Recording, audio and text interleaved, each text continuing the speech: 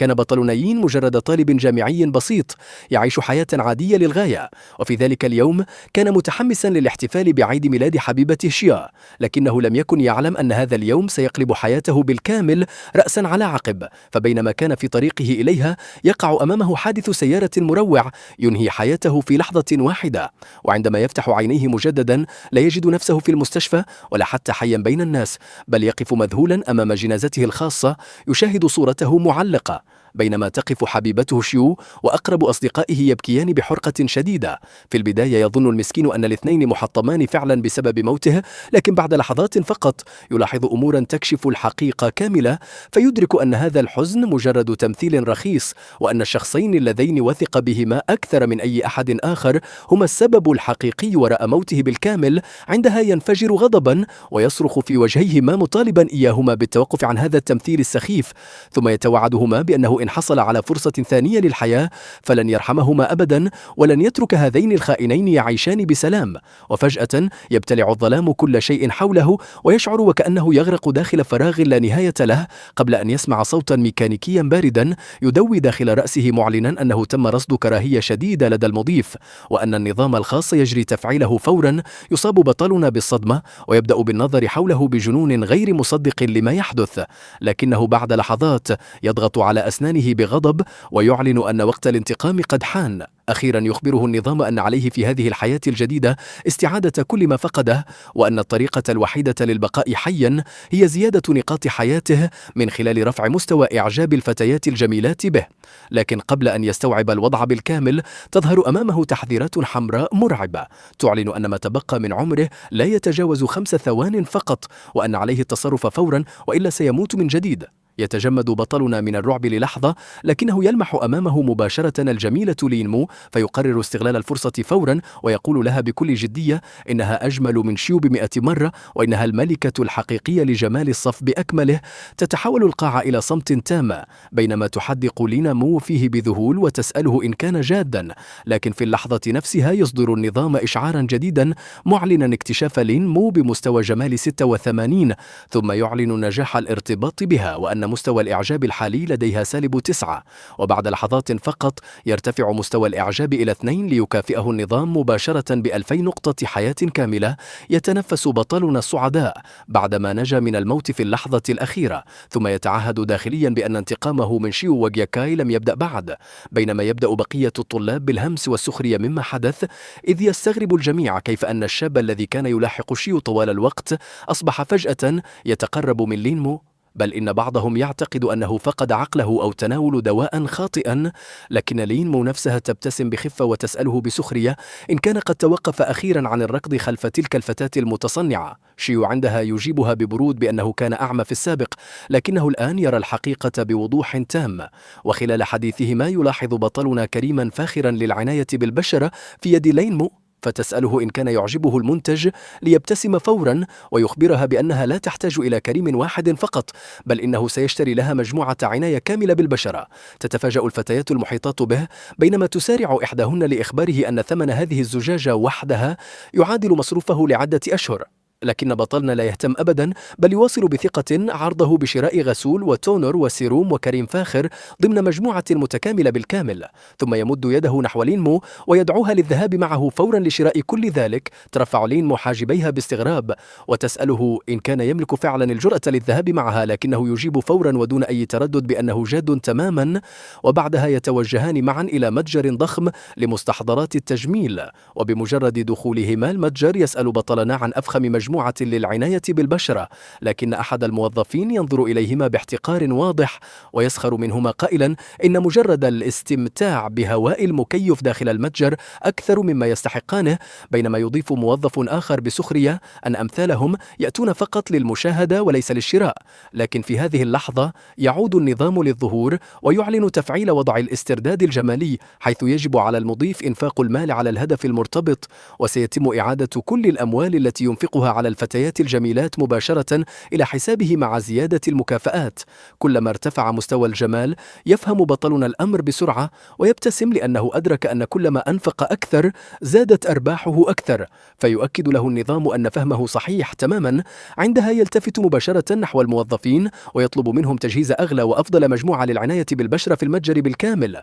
وفورا يقترب موظف آخر هذه المرة باحترام شديد ويسأله كيف يمكنه مساعدته، فيطلب منه بطلنا إخراج أفخم سلسلة عناية بالبشرة وتجهيز 10 أطقم كاملة دفعة واحدة. تتسع عينا الموظف من الصدمة ويبدأ بالتلعثم وهو يخبره أن سعر الطقم الواحد يقارب 180 ألفا، وأن مجموع 10 أطقم سيصل إلى 1,800,000 كاملة.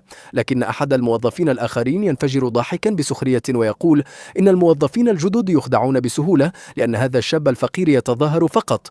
ثم يتباهى قائلا إنه إن تمكن فعلا من شراء طقم واحد فسوف ينحني له 3 مرات احتراما. لكن بطلنا لا يكلف نفسه حتى النظر إليه، بل يخرج بطاقته البنكية بهدوء تام ويطلب منهم تمريرها فورا. وفي اللحظة التالية يعلن النظام نجاح عملية الدفع وتحويل مبلغ الاسترداد الجمالي مباشرة إلى حساب المضيف، ثم يطالبه بالتحقق من الرصيد. وعندما تظهر عبارة نجاح العملية على جهاز الدفع يتحول وجه الموظف المحتقر إلى اللون الأبيض فورا، بينما ينحني بسرعة شديدة معتذرا ومؤكدا أنه سيقوم بتغليف كل شيء فورا. أما الموظف المتبجح الآخر فيقف مصدوما بالكامل غير قادر على تصديق ما حدث، بينما تبتسم لينمو بخفة وتسأله بسخرية لماذا أصبح الأمر مستحيلا الآن، رغم أنه قبل دقائق فقط كان يتفاخر بأنه سينحني 3 مرات إن تمكن بطلنا من الشراء. ثم تطالبه بتنفيذ وعده فورا أمام الجميع. وفي وسط هذه الفوضى يصل مدير المتجر مع عدد من العاملين بسرعة كبيرة، وما إن يعلم أن بطلنا هو من قام بهذه الصفقة الضخمة حتى يستقبله بأقصى درجات الاحترام ويهنئه على حصوله على عضوية الماس الأسود الخاصة بالمتجر. ثم يلتفت بغضب شديد نحو الموظفين الذين أساءوا معاملته ويسألهم كيف تجرؤوا على التصرف مع عميل مهم بهذه الطريقة. قبل أن يأمر بطردهم فورا من العمل تبدأ الموظفة المطرودة بالبكاء والتوسل طالبة فرصة أخرى، لأنها تعيل عائلتها وتعترف بخطئها وتعد بعدم احتقار أي شخص مجددا. لكن المدير يرفض تماما أي أعذار ويأمرها بالمغادرة فورا دون نقاش. أما بطلنا فلا يهتم بكل هذه الفوضى، بل يلتفت نحو لينمو مبتسما ويخبرها بأن عليهما متابعة التسوق لرؤية الأشياء الأخرى التي تعجبها، وأن بإمكانها استخدام كريم الوجه لاحقا. فتظل لينمو تحدق فيه بدهشة واضحة ممزوجة بخجل خفيف، غير قادرة على فهم كيف تغير هذا الشاب بهذه السرعة. وفي تلك اللحظة يصدر النظام إشعارا جديدا معلنا ارتفاع مستوى إعجاب لين 50 نقطة كاملة، مما يؤدي إلى زيادة عمر بطلنا 50 يوما إضافية ليصبح رصيد حياته الحالي 52 يوما. بعدها ينحني مدير المتجر مجددا شاكرا بطلنا على التسوق من متجرهم ومتمنيا أن يعود مرة أخرى. وفي طريق العودة إلى الجامعة تنظر لينمو إليه بخجل وتسأله كيف يمكنها رد الجميل بعدما اشترى لها كل هذه الأشياء، لكنه يضحك بخفة ويجيبها بأن كل ذلك مجرد أموال بسيطة وأن رؤيتها سعيدة تكفيه تماما. وعندما يعود الاثنان إلى الحرم الجامعي تبدأ جميع الأنظار بالتوجه نحوهما فورا، بينما يهمس الطلاب بدهشة بعدما رأوهما يعودان معا محملين بأكياس المشتريات، غير قادرين على تصديق أن الشاب الذي كان الجميع يسخرون منه قبل ساعات فقط أصبح فجأة شخصا غامضا يملك المال والثقة والقوة، وكأن إنسانا مختلفا قد عاد إلى الحياة داخل جسده بالكامل. ما إن عاد بطلنا إلى الحرم الجامعي برفقة لينمو حتى بدأت نظرات الجميع تتجه نحوهما بصدمة واضحة، إذ لم يتمكن أحد حتى من استيعاب كمية الحقائب الفاخرة التي كانا يحملانها. لكن وسط هذه الأجواء خرجت شيانغ شوا ساخرة وهي تطلق كلماتها الحادة مدعية أن سيلين مجرد فقير تم رفضه من قبل شيو، لذلك بدأ الآن بالتعلق بلينمو بدلا منها. لكن هذه الكلمات جعلت نظرات لينمو تصبح باردة فورا، إذ رفعت رأسها بثقة ونظرت مباشرة نحو الجميع متسائلة من الذي يملك الجرأة ليصف حبيبها بالفقير. أما شيو نفسها فاكتفت بالضحك بازدراء وهي تؤكد أن سيلين ليس سوى قمامة قامت برميها منذ وقت طويل، بينما بدأ بقية الطلاب بإضافة المزيد من السخرية، حيث حاول أحدهم تحذير لينمو من الانخداع بكلامه المعسول، في حين حين أخبرته فتاة أخرى أن عليه على الأقل التوقف عن التمثيل إن كان فقيرا فعلا، بل إن أحد الشباب صاح به طالبا منه العودة إلى قريته بدلا من التصنع داخل الجامعة. لكن وقبل أن يستمر هذا المشهد أكثر، ينفجر فجأة ضجيج ضخم من خارج المبنى، فيلتفت الجميع بدهشة لمعرفة ما الذي يحدث وما إن يخرجوا حتى تتجمد أعينهم من شدة الصدمة أمام المنظر الخرافي الذي ينتظرهم. كانت عشرات السيارات الفاخرة مصطفى أمام الحرم الجامعي، بداية من السيارات الرياضية السوداء اللامعة وحتى الليموزينات وسيارات الدفع الرباعي الفاخرة، بينما كان عدد من الأشخاص ببدلات رسمية يحملون صناديق هدايا باهظة الثمن وحقائب مليئة بالمنتجات الفاخرة ويسيرون نحو الداخل بكل احترام. تبدأ الفتيات بالصراخ من الدهشة متسائلات لمن جاءت كل هذه الأشياء وكم تبلغ قيمتها، بينما يقف الشباب مذهولين غير قادرين حتى على تخيل حجم هذه الثروة، ويتساءلون من يكون السيد الشاب الغامض الذي يملك كل هذا المال. وفي تلك اللحظة يتقدم عدد من الموظفين الرسميين نحو بطلنا مباشرة، ثم ينحنون له باحترام شديد ويخبرونه بأنه أنفق اليوم داخل مركز التسوق العالمي مبلغ 1,680,000 يوان، ولذلك جاءت فرقة كبار الشخصيات خصيصا لتوصيل جميع مشترياته بشكل شخصي ويطلبون منه التأكد من البضائع. يبتسم بطلنا بهدوء ويشكرهم على تعبهم، لكن المفاجأة الأكبر تحدث عندما يتقدم أحدهم ويقدم له بكل احترام بطاقة سوداء فاخرة، معلنا أنها بطاقة عضوية الماس الأسود التي ستمنحه أعلى مستوى من الخدمات داخل المركز التجاري بالكامل. وبدون أي تردد يلتقط بطلنا البطاقة ثم يتجه مباشرة نحو لينمو ويخبرها أن كل هذه الأشياء تخصها هي وحدها، وأن البطاقة أيضا أصبحت لها تتسع عينا لينمو بالمعان واضح، بينما يكسو الخجل وجهها وهي تخبره أنها تشعر بالإحراج لأنه اشترى لها كل هذه الأشياء. أما الطلاب المحيطون بهم فيدخلون في حالة صدمة حقيقية بعدما أدركوا أن قيمة هذه المشتريات وحدها تجاوزت 1,500,000 يوان. يحاول الجميع استيعاب الأمر بينما تعلن لينمو أمامهم جميعا وبصوت هادئ لكنه مليء بالفخر أن سيلين كان دائما شخصا منخفض الظهور وأن أمثالهم لن يفهموا قيمته الحقيقية أبدا. تشتعل تشيانغ شوا غضبا فور سماع هذه الكلمات وتصرخ بانفعال متسائلة: كيف أصبحت لين مو متغطرسة إلى هذا الحد؟ وهل جنت فعلا لتصدق أن سيلين أنفق عليها كل هذه الأموال؟ لكن بطلنا يرد عليها بنبرة باردة مؤكدا أن الطريقة التي يصرف بها أمواله ليست من شأنها إطلاقا. تبدأ تشيانغ شوا بالارتجاف من شدة الغضب وتصفه بالإنسان الحقير، لكنها تتفاجأ هذه المرة بأن أحدا لم يقف بجانبها، بل إن بقية الطلاب أنفسهم انقلبوا ضدها وبدأوا بمهاجمتها، مؤكدين أنهم كانوا يظنونها فتاة بريئة ولطيفة، لكنها في الحقيقة مجرد ملكة دراما. بل إن البعض أخبرها صراحة أن لينمو تستحق لقب أجمل فتاة في الصف أكثر منها بمراحل. وعندما تسمع تشيانغ شوا هذه الكلمات تنهار بالكامل وتبدأ الدموع بالتساقط من عينيها بينما تعجز حتى عن الرد عليهم.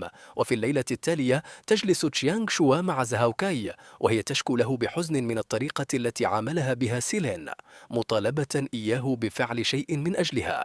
وهنا يظهر الغضب البارد داخل عيني زهاوكاي وهو يؤكد بأسنانه المطبقة أنه سيدمر سيلين تماما.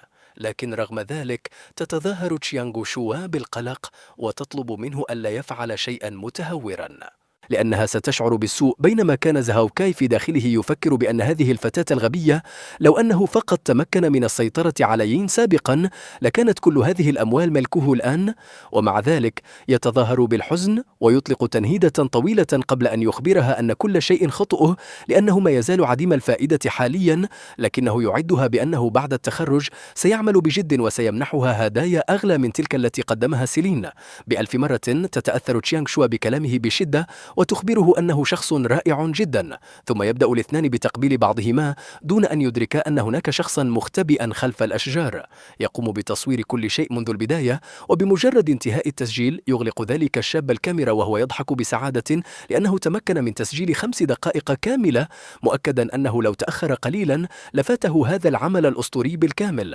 وفي الجهة الأخرى كان بطلنا جالسا داخل غرفته في السكن الجامعي حين تصله فجأة رسالة من لينمو تحتوي تشوفي على فيديو قصير. يفتح الفيديو ليشاهد لينمو وهي تمارس اليوغا أمام الكاميرا وتخاطبه بصوت ناعم قائلة إنها تعبت من التمرين، وتسأله إن كان يريد التدريب معها. يتجمد بطلنا لثوان من الصدمة قبل أن يضحك، وهو يعترف بأن لينمو جذابة بشكل خطير فعلا، وأنها أشبه بقنبلة جمال متحركة. لكن قبل أن يستمتع أكثر بالمشهد ينفتح باب الغرفة بعنف ويدخل صديقه السمين صارخا طالبا منه التوقف عن مشاهدة هذه المقاطع والنظر إلى شيء أهم، ثم يسلمه هاتفه. وعندما ينظر بطلنا إلى الشاشة يكتشف الفيديو الذي تم تصويره لتشيانغ شوا وزهاو كاي وهما يتبادلان القبل داخل الغابة.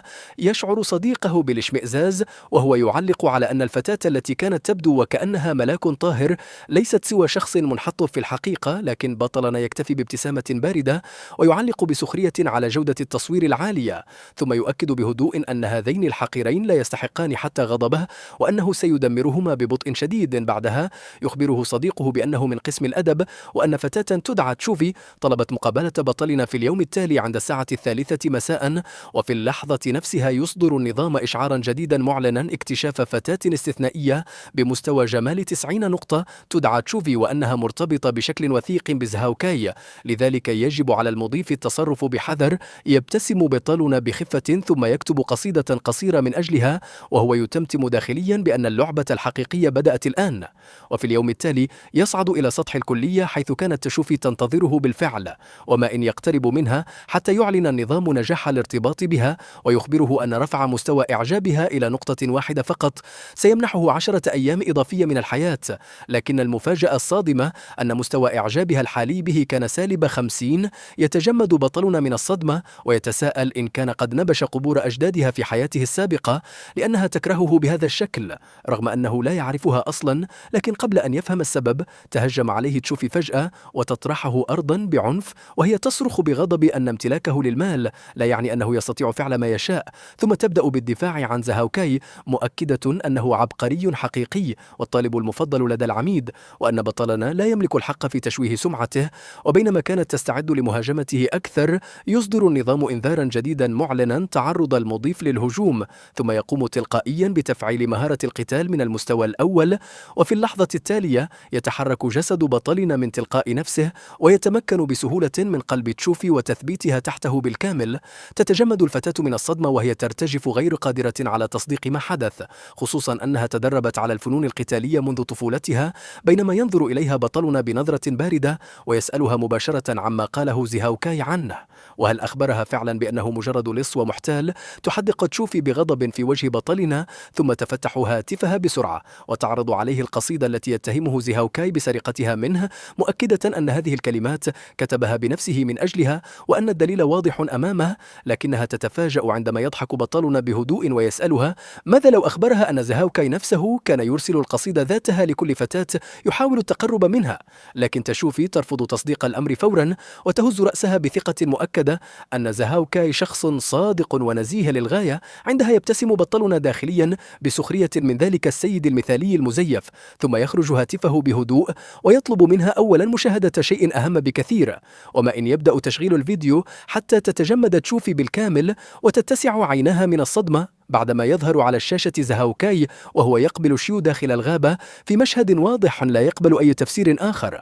تبقى الفتاة صامتة لثوان غير قادرة على استيعاب ما تشاهده قبل أن تنفجر غضبا وهي تشتم زهاو كاي بعنف وتلعنه لأنها انخدعت بشخص مثله، ثم تلتفت نحو بطلنا بخجل واضح وتعتذر له لأنها أساءت فهمه واتهمته ظلما. لكن بطلنا يجيبها بهدوء أن الأمر لا يستحق الاعتذار وأن الجيد في الموضوع أنها اكتشفت الحقيقة قبل أن تقع بالكامل داخل فخ ذلك الحقير.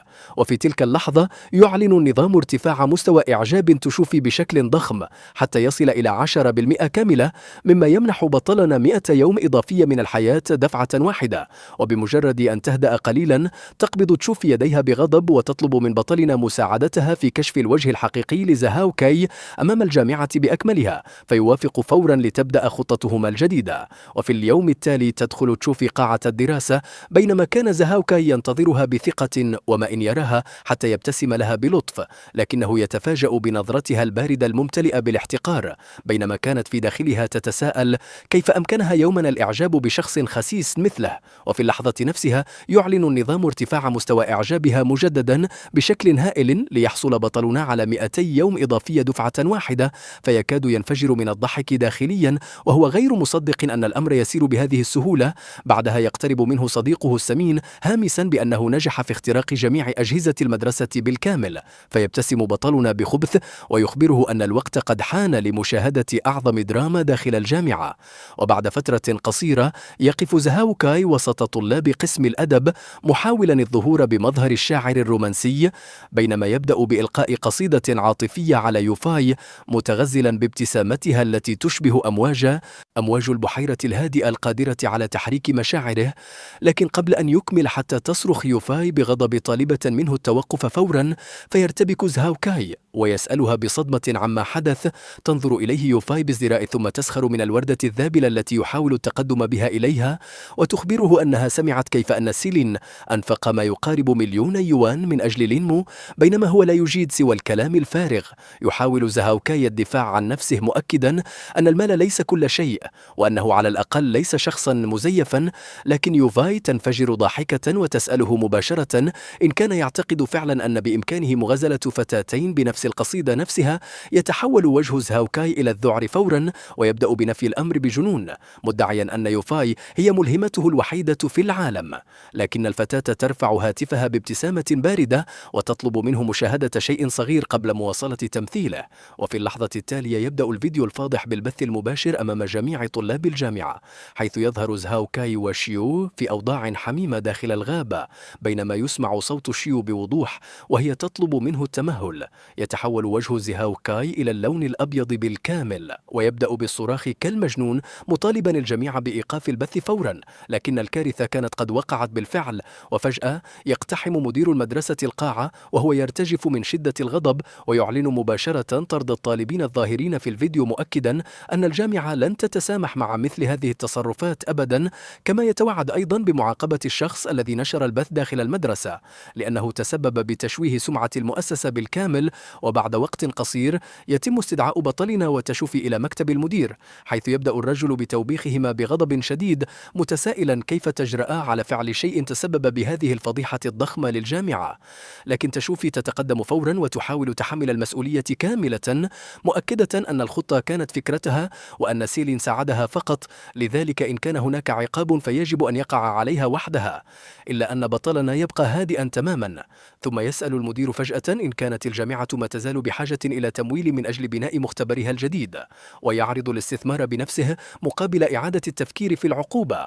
ينفجر المدير ضاحكا بسخرية، معتقدا أن طالبا جامعيا يستحيل أن يمتلك 20,000,000 يوان، لكن بطلنا يبتسم بهدوء ويخبره أن هذا المبلغ بالنسبة له مجرد مصروف جيب. ثم يلتفت نحو يوفاي ويطلب منها رقم بطاقتها البنكية، فتتجمد الفتاة من الحيرة متسائلة لماذا يحتاجه أصلا، لكنه يطلب منها فقط إعطاءه الرقم وستفهم كل شيء لاحقا. وبعد ثوان فقط يصل إشعار إلى هاتفها يؤكد استلامها تحويلا بنكيا بقيمة 1,000,000 يوان كاملة. وفي اللحظة نفسها يعلن النظام أن المضيف أنفق 1,000,000 يوان على تشوفي، وأن معدل الاسترداد الحالي 10 أضعاف، مما يعني حصول بطلنا على 20,000,000 يوان كأرباح مباشرة. يصاب المدير بصدمة حقيقية ويبدأ بالسعال بعنف، وهو يحدق في بطلنا غير قادر على تصديق ما يحدث، ثم يسأله إن كان كل ما يقوله حقيقيا فعلا، فيجيبه بطلنا بهدوء كامل أن كل شيء حقيقي بلا شك. وبعدها يتكئ على الكرسي براحة ويخبر المدير أنه سمع أن المختبر يحتاج 20,000,000 يوان فقط، ثم ينظر إلى هاتفه متظاهرا بالارتباك قبل أن يضحك بخفة ويقول إنه يبدو أنه أخطأ وكتب صفرا أقل من المطلوب. وفي اللحظة التالية مباشرة يصل إشعار جديد يؤكد تحويل 20,000,000 يوان إضافية إلى حساب يوفاي، ويعود النظام ليعلن مجددا أن المضيف أنفق 20,000,000 يوان على تشوفي، وأنه حصل بالمقابل على 200,000,000 يوان كاملة كاسترداد نقدي. تتجمد تشوفي من الصدمة بالكامل وتحدق فيه غير مصدقة أنه حول كل هذه الأموال إلى حسابها الشخصي، ثم تبدأ بالذعر وتحاول إعادة المبلغ إليه فورا، لكن بطلنا يوقفها بهدوء ويخبرها أن الأمر لا يهم، لأن الجامعة كانت ستطرده على أي حال، لذلك عليها ببساطة التبرع بالمبلغ للجامعة. بدلا من ذلك، وفور سماع كلمة التبرع، يتغير موقف المدير في ثانية واحدة، فيسعل بخفة ثم يرسم ابتسامة مزيفة على وجهه، مؤكدا أنه لا أحد تحدث أصلا عن طردهما، وأن الاثنين أصبحا الآن فخر الجامعة بالكامل. لكن تشوفي ما تزال خائفة من الاحتفاظ بمبلغ ضخم كهذا، فيقترب منها بطلنا ويهمس في أذنها بأن الأموال قانونية بالكامل ومسجلة باسمه رسميا، لذلك لا داعي لأي خوف. وعندها يسارع المدير بدوره للتأكيد أن التبرع سيتم تسجيله باسمها رسميا، وأن كل شيء سيكون قانونيا تماما، فيبتسم بطلنا بخفة ويقترح تسجيل التبرع باسمهما معا، لتتفاجأ تشوفي أكثر من اهتمامه بها. وفي تلك اللحظة يعلن النظام ارتفاع مستوى إعجاب تشوفي مجددا بنسبة 40%، مما يمنح بطلنا 400 يوم إضافية من الحياة دفعة واحدة. لكن بطلنا لم ينتهي بعد، إذ ينظر إلى المدير ويخبره أن لديه شرطين إضافيين: الأول بناء صالة فنون قتالية حديثة خاصة بتشوفي، والثاني منحها أعلى منصب وأعلى راتب داخل الجامعة طالما رغبت بالبقاء فيها. ولم يتردد المدير ولو للحظة، بل وافق فورا، وهو يمدح موهبة تشوفي ويؤكد أنها من أعظم طالبات الجامعة، وأن أعمالها منشورة بالفعل في مجلات كبيرة، وأنهم بالتأكيد يرغبون بالاحتفاظ بموهبة مثلها. أما تشوفي فبقيت تنظر إلى بطلنا بعينين واسعتين، غير قادرة على فهم سبب قيامه بكل هذا من أجلها. وفي اللحظة التالية يعلن النظام مرة أخرى ارتفاع مستوى إعجابها 30% إضافية، مما يمنح بطلنا 300 يوم جديدة، ويجعل رصيد حياته الكلي يصل إلى 887 يوما كاملة. ثم يضيف النظام بنبرة ساخرة وهو يهنئ مضيفه بأنه نجح أخيرا في كسب حق العيش ل3 سنوات إضافية كاملة، بعدما كان قبل أيام قليلة على بعد 5 ثوان فقط من الموت الحقيقي. وبينما كان بطلنا يستمتع بانتصاراته المتتالية، يعلن النظام فجأة حصوله على فرصة سحب عشوائية محدودة الوقت، فيبتسم بفضول، لكنه لا يهتم كثيرا بالأمر في البداية. وبعد فترة قصيرة تصله رسالة على هاتفه من لين تشكره بلطف، ثم تخبره أن لديها مفاجأة خاصة له هذا المساء. يبتسم بطلنا بخبث وهو يدرك فورا أن هذه فرصة جديدة لزيادة نقاط الحياة، لذلك يتوجه مساء إلى منزل لين. مبتسما بثقة داخلية يخبر نفسه أن الوقت قد حان مجددا لجمع المزيد من نقاط الحياة، ثم يتجه مساء نحو منزل لينمو، وما إن تفتح الباب حتى تطلق صوتا لطيفا يشبه مواء القطط، وهي تستقبله بحماس واضح قبل أن تمسك بيده وتسحبه بسرعة إلى الداخل، طالبة منه الدخول بسرعة وجلوس، لأنها أعدت له قهوة القط المحظوظ الخاصة بنفسها. لكن ولسوء حظه تنزلق قدمها فجأة أثناء اقترابها منه بالقهوة لتسقط مباشرة فوقه، متسببة بلحظة محرجة للغاية، خاصة بعدما التصقت ملابسها المبللة بجسدها، ليشعر هو بالتوتر فورا، بينما تحمر هي خجلا وتعتذر بسرعة، موضحة أنها سقطت دون قصد.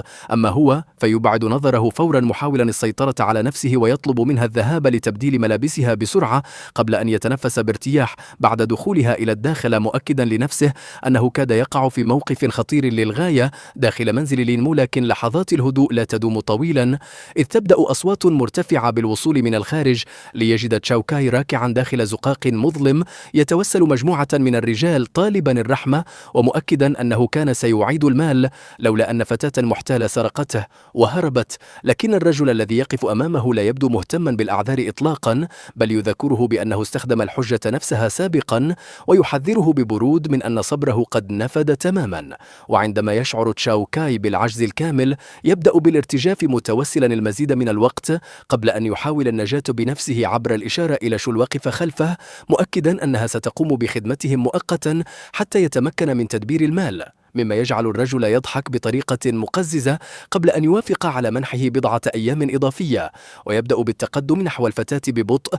وفي اللحظة التي تشعر فيها شو بالخطر الحقيقي، يظهر بطلنا فجأة في المكان لتنطلق نحوه وهي تبكي طالبة منه إنقاذها، بينما يحدق الرجل به ببرود قبل أن يأمر رجاله بالإمساك به باعتباره الشخص الذي يملك المال. وفي ثوان يجد نفسه محاصرا من جميع الجهات بعصابة تحمل قضبانا حديدية ومضارب بيسبول الأطفال، بينما يصرخ أحدهم مطالبا بتحطيمه بالكامل ومنح الفتاة لمن يضربه أكثر.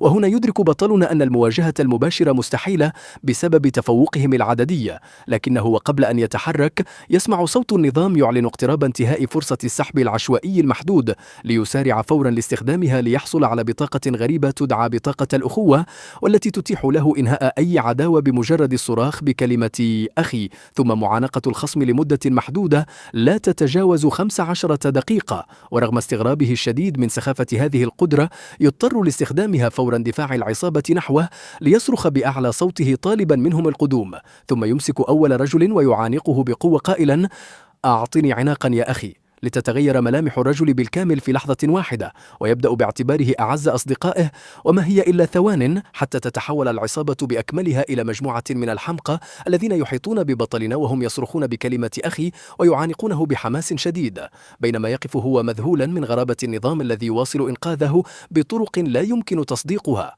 لكنه يعترف في داخله بأن تفقده لجميع أدوات النظام مسبقا أنقذه فعلا من الوقوع في ورطة قاتلة. وبعد هدوء الموقف تقترب شو منه بعينين حمراوين محاولة شكره والاعتذار، مؤكدة أنها لم ترغب بخداعه يوما، لكن بطلنا ينظر إليها ببرود شديد، متسائلا إن كانت تعتقد حقا أنه سيعود لتصديق كلماتها مجددا، ثم يؤكد لها أنه حتى لو لم تكن موجودة لكان قد أنقذ أي شخص آخر في ذلك الموقف، ويمنحها فرصة أخيرة للهرب من المكان، بينما تظل هي تحدق في ظهره وهو يغادر غارقة في الندم والتساؤلات حول سبب عدم إدراكها لقيمة سيلين ورغبتها المستميتة في استعادته مهما كان الثمن.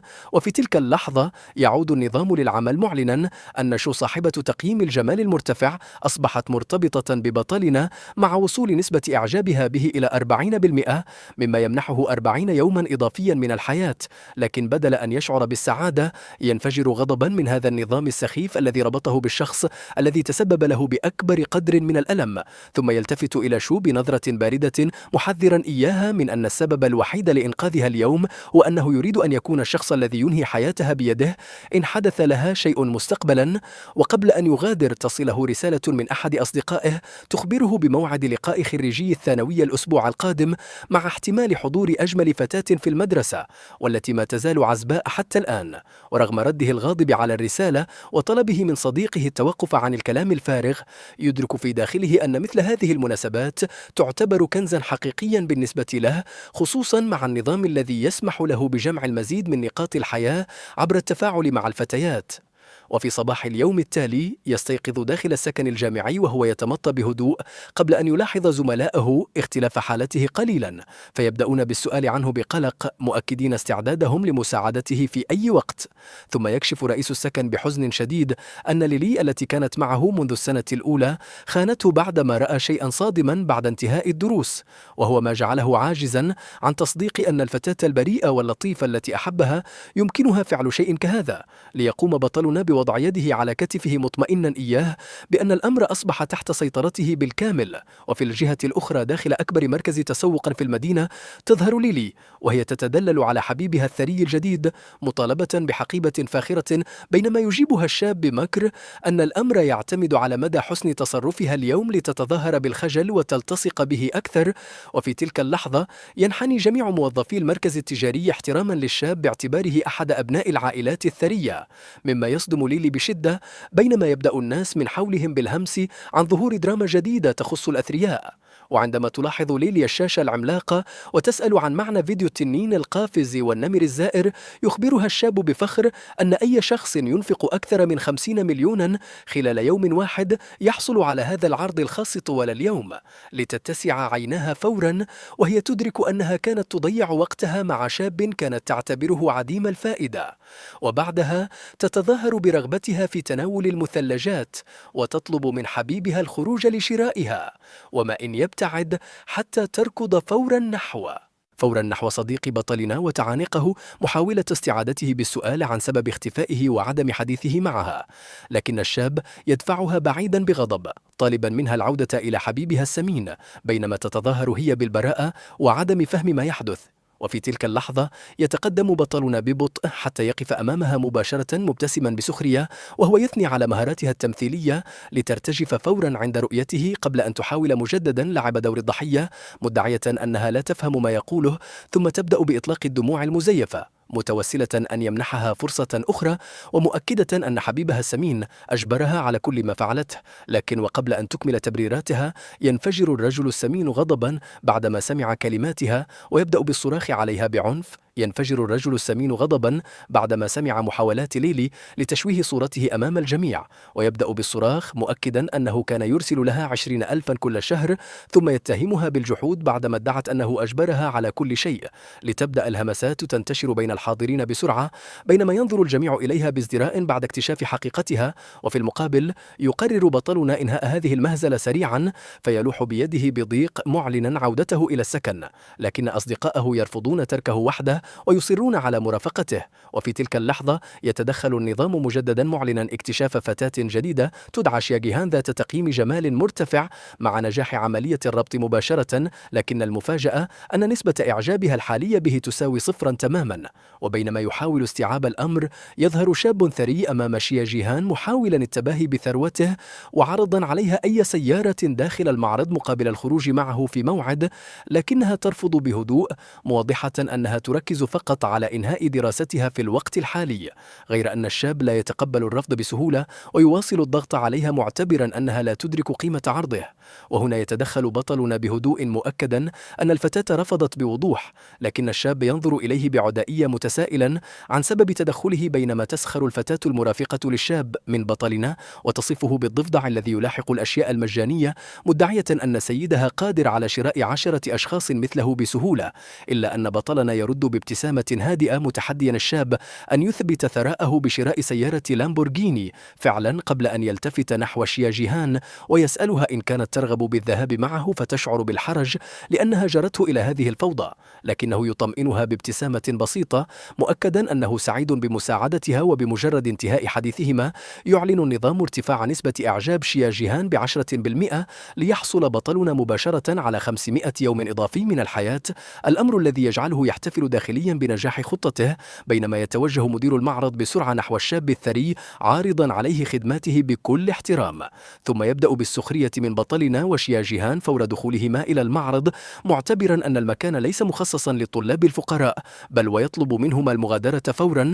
لكن بطلنا يتجاهل كلام المدير تماما ويتوجه إلى موظفة مبيعات كانت تمر بالقرب منه طالبا منها عرض السيارات المخصصة للنساء، لتجيبه بأدب وتبدأ بشرح مواصفات إحدى سيارات الدفع الرباعي المتوفرة باللونين الوردي والأبيض. وبينما يواصل الحاضرون السخرية منه مؤكدين أنه لن يستطيع حتى دفع ثمن إطار واحد، تظهر شخصية ثرية أخرى داخل المعرض ليتحول المدير فورا إلى خادم مطيع أمامها، مما يكشف نفاقه الكامل. وخلال ذلك تساءل شيا جيهان بخجل إن كانت السيارة مناسبة لتنقلاتها المتعلقة بمشاريع تخصصها الجامعي، مع اعترافها بأنها تحتاج سيارة فعلا، لكنها تعتبرها باهظة الثمن للغاية. إلا أن بطلنا يحسم الأمر فورا مؤكدا أن السعر لا يهم طالما أنها تحتاجها، ثم يختار النسخة الأعلى باللون الأبيض دون أي تردد، لتصاب موظفة المبيعات بالذهول وتحاول التأكد من قراره، لكنه يسحب بطاقته البنكية مباشرة طالبا منها الدفع فورا. وفي اللحظة التالية يعلن النظام إنفاق 10 ملايين كاملة على شيا جيهان، مع تفعيل معدل الاسترجاع المالي الذي يمنحه 50 ضعف المبلغ، لينتقل رصيده فورا إلى 500 مليون، الأمر الذي يصيب المعرض بأكمله بالصدمة، بينما يتحول المتفاخرون قبل قليل إلى أشخاص مرتعبين بدأوا يتهامسون حول استحالة مجاراة هذا المستوى من الثراء، بل إن بعضهم يفكر بالهروب بصمت بعدما أدركوا أن سيارات تسلا التي يقودونها ليست سوى خيار رخيص مقارنة بما يفعله هذا الرجل.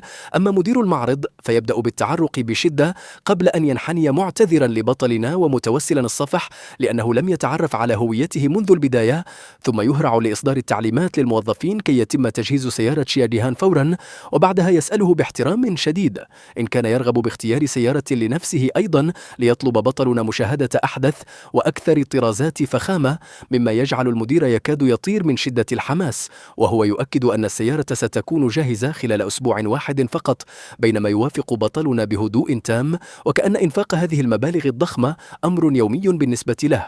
وفي الجهة الأخرى كانت ليلي تتشاجر بعنف مع حبيبها السمين قبل أن يظهر فجأة عرض التنين العملاق على شاشة المركز التجاري، معلنا أن شخصا ما أنفق مبلغا هائلا داخل المكان لتتجمد ليلي في مكانها وهي تغرق في الندم، مدركة أنها خسرت فرصة الارتباط برجل ثري حقيقي وليس مجرد متباه فارغ، قبل أن يقوم رجال الأمن بطردها مع حبيبها من المركز بالكامل. وبعد انتهاء الفوضى يجلس بطلنا مع شيا جيهان داخل السيارة الجديدة، بينما تنظر هي من النافذة وتعترف بخجل أنها لم تتوقع أبدا أن يلتقيا مجددا بعد الحادثة السابقة، لكنه يجيبها بهدوء معتبرا ما فعله مجرد مساعدة بسيطة لتبتسم بخفة وتعده بدعوته لاحقا كنوع من الشكر على إنقاذه لها، الأمر الذي يجعله يضحك موافقا على وعدها. لكن اللحظة الهادئة لا تستمر طويلا، إذ يسمع فجأة أصوات أصدقائه من الخارج وهم يصرخون مطالبين إياه بالإسراع، لأنهم ما زالوا ينتظرونه، ليتذكر فورا أنه نسي تماما موعد لقاء خريجي الثانوية. وبعد فترة قصيرة يصل إلى فندق داو الفخم الذي يلمع بالكامل بالأضواء الفاخرة، وما إن يدخل حتى تبدأ الهمسات تنتشر بين زملائه القدامى الذين يسخر بعضهم من مظهره الفقير رغم مرور 3 سنوات على التخرج، بينما يحاول آخرون التظاهر باللطف بطريقة مزيفة. وفي تلك الأثناء يتقدم تشانغ شياو بابتسامة متكلفة مرحبا ببطلنا وكأنهما صديقان مقربان، لكن الرد البارد الذي يتلقاه يكشف أن العلاقة بينهما ليست جيدة أبدا. وبعد دخول الجميع إلى القاعة ينبهر الحاضرون بفخامة الفندق، ليبدأوا فورا بمدح تشانغ شياو باعتباره الشخص الذي تكفل بكل شيء، بل ويعلن الأخير بتواضع مزيف أن حساب الليلة بالكامل على نفقته، مما يشعل حماس الجميع الذين يبدأون بالتقرب منه أكثر بعدما سمعوا عن استثمارات عائلته الضخمة في مشاريع الطاقة. ويستمر تشانغ شياو في التفاخر بثروة عائلته، معتبرا أن استثمار عدة ملايين مجرد أمر ترفيهي بسيط لتتسع أعين الجميع انبهارا، ويبدأون بمجاملة الرجل خوفا من خسارة علاقتهم به، بينما ينتقل الحديث فجأة نحو بطلنا الغائب عن القاعة، حيث يبدأ البعض بالسخرية منه، مدعين أنه دمر سمعته في الجامعة بسبب ملاحقته للفتيات تماما كما كان يفعل أيام المدرسة الثانوية. يواصل الجميع سخريتهم من بطلنا، مؤكدين أن شابا نشأ في دار أيتام لا يملك الحق حتى في الحلم بفتيات من هذا المستوى. لكن وقبل أن تستمر الإهانات أكثر يظهر بطلنا فجأة عند باب القاعة بنظرة باردة وصوت حاد متسائلا عمن قال إنه خائف من الحضور، ليتحول المكان بأكمله إلى صمت مطبق خلال ثانية واحدة فقط، ثم يدخل بهدوء شديد مبتسما ابتسامة خفيفة وكأنه لم يسمع شيئا من كلامهم السخيف، مؤكدا أن لقاء بهذا الحجم لا يمكن أن يفوته أبدا. لكن أحد الشبان يبدأ فورا بالسخرية من ملابسه البسيطة، متهما إياه بإحراج زملاء الصف بالحضور إلى فندق فاخر بهذه الهيئة، بينما يضيف آخر بسخرية أنه يجب عليه بعد انتهاء الطعام أن يأخذ بعض البقايا معه كي تكفيه لعدة أيام، لتنطلق الضحكات في كل أنحاء القاعة. وفي المقابل يحاول أحدهم التظاهر بالتعاطف، عارضا عليه وظيفة متواضعة داخل مستودعات عائلته براتب شهري بسيط، إلا أن بطلنا يرد بهدوء بارد، مؤكدا أن مكانتهم صغيرة جدا لدرجة أنهم لن يستطيعوا تحمل تكلفة شخص مثله، لتنفجر القاعة مجددا بالضحك، بينما يصفه الجميع بالمتغطرس المجنون. وفي وسط هذه الفوضى يتدخل النظام معلنا اكتشاف فتاة فائقة الجمال تدعى جاو وانجينغ مع نجاح عملية الربط مباشرة، رغم أن نسبة إعجابها الحالية لا تزال صفرا. ثم يرفع بطلنا نظره ليشاهد جاو وانجينغ تدخل القاعة بهدوء مظهرة جمالا أكثر نضجا ورقيا من أيام المدرسة، الأمر الذي يدفع الجميع للتركيز عليها فورا.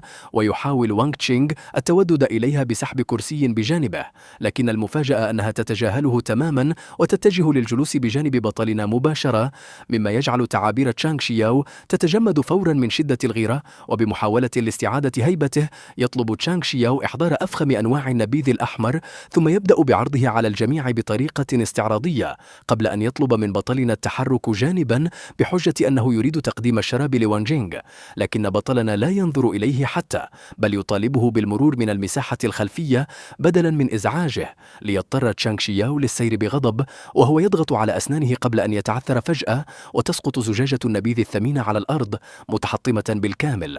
وخلال لحظات يتحول غضبه إلى انفجار كامل بعدما يصرخ معلنا أن الزجاجة المحطمة تساوي نصف مليون يوان، ثم يشير مباشرة نحو بطلنا متهما إياه بالمسؤولية، مطالبا إياه بالدفع فورا، بينما يبدأ الجميع بالمشاركة في الضغط عليه واقتراح استدعاء الشرطة لأن المبلغ ضخم للغاية، بل إن بعضهم يبدأ بالسخرية من مصيره القادم داخل السجن. لكن تشانغ شياو لا يكتفي بذلك، بل يطرح حلا مهينا للغاية عبر مطالبته بلعق الأرضية وتنظيف النبيذ بنفسه مقابل إسقاط الموضوع، غير أن بطلنا يرد عليه بنظرة باردة متسائلا عما سيحدث إن رفض.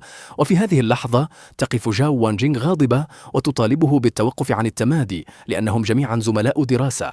لكن تشانغ شياو يغير نبرته فورا مدعيا أن النبيذ جلبه خصيصا لأجلها. أما بطلنا فيبتسم بهدوء ثم يسحب بطاقته البنكية بكل بساطة، مؤكدا أن نصف مليون ليس مشكلة أبدا، بل ويطلب إضافة 10 زجاجات أخرى من النبيذ النادر نفسه وإرسالها كلها إلى قاعة الإمبراطور في الطابق العلوي، الأمر الذي يصيب النادل بالذهول لأنه يؤكد أن القاعة محجوزة بالكامل ولا يمكن لأي شخص دخولها اليوم. لتنفجر الضحكات مجددا داخل القاعة بينما يسخر الجميع من محاولة بطلنا التظاهر بالثراء، معتبرين أن أشخاصا مثله لا يمكنهم حتى الاقتراب من قاعة الإمبراطور. لكن بطلنا يطلب بهدوء من النادل إعادة التحقق مرة أخرى، وما إن ينظر الموظف إلى الشاشة مجددا حتى يتحول وجهه إلى اللون الأبيض وينحني بسرعة معتذرا قبل أن يبدأ الطاقم بأكمله في التحرك بحالة طوارئ لتنفيذ أوامره وإرسال 10 زجاجات نادرة فورا إلى قاعة الإمبراطور. وفي اللحظة نفسها يعلن النظام إنفاق 5 ملايين يوان بنجاح لتتحول القاعة بالكامل إلى صدمة مطلقة، بعدما يدرك الجميع أن الشخص القادر على حجز قاعة الإمبراطور لابد أن يمتلك ثروة خيالية تتجاوز مئات الملايين. ويبدأ البعض بالهمس بأن بطلنا هو الضيف الغامض الذي حجز القاعة الأسطورية لأسبوع كامل، بينما يتقدم موظفو الفندق بانحناءات احترام طالبين منه مرافقتهم إلى الأعلى. عندها يلتفت بطلنا نحو جاو وانجينغ مؤكدا أن الأجواء هنا أصبحت سامة للغاية وأنه يفضل المغادرة إلى مكان أفضل، فتوافق بابتسامة هادئة قبل أن يتحول باقي زملاء الصف فجأة إلى مجموعة من المتملقين الذين يركضون خلفه متوسلين السماح لهم بمرافقته لرؤية قاعة الإمبراطور. بل إن تشانغ شياو نفسه يهرع نحوه رافعا كأسه باعتذار متذلل مدعيا أنه كان أعمى ولم يدرك حقيقته، ثم يبدأ بشرب عدة كؤوس كعقوبة لنفسه متوسلا منه عدم أخذ كلامه السابق على محمل الجد، بينما يتحول الجميع فجأة إلى أشخاص ودودين يصفونه بالرجل العظيم ويطلبون منه الصفح وكأنهم لم يكونوا يسخرون منه قبل دقائق فقط. أما بطلنا فيضحك داخليا من سرعة تغير وجوههم قبل أن يتلقى اتصالا يخبره بوصول سيارته الجديدة إلى الموقع المطلوب ليقرر التوجه لاستلامها. وهنا يستغل تشانغ شياو الفرصة سريعا ويعرض عليه الانضمام إلى حفلة خاصة داخل بار رويال بعد أن حجز أفضل جناح لكبار الشخصيات، محاولا إصلاح العلاقة بأي طريقة ممكنة. وبعد أن يسأل بطلنا جاو وانجينغ عن رأيها توافق على الذهاب لأنها لم تستمتع بوقتها منذ مدة طويلة. وبعد وصولهم إلى موقف السيارات يصاب الجميع بالذهول أمام سيارة لامبورغيني الاختبارية محدودة الإصدار والتي تساوي عشرات الملايين.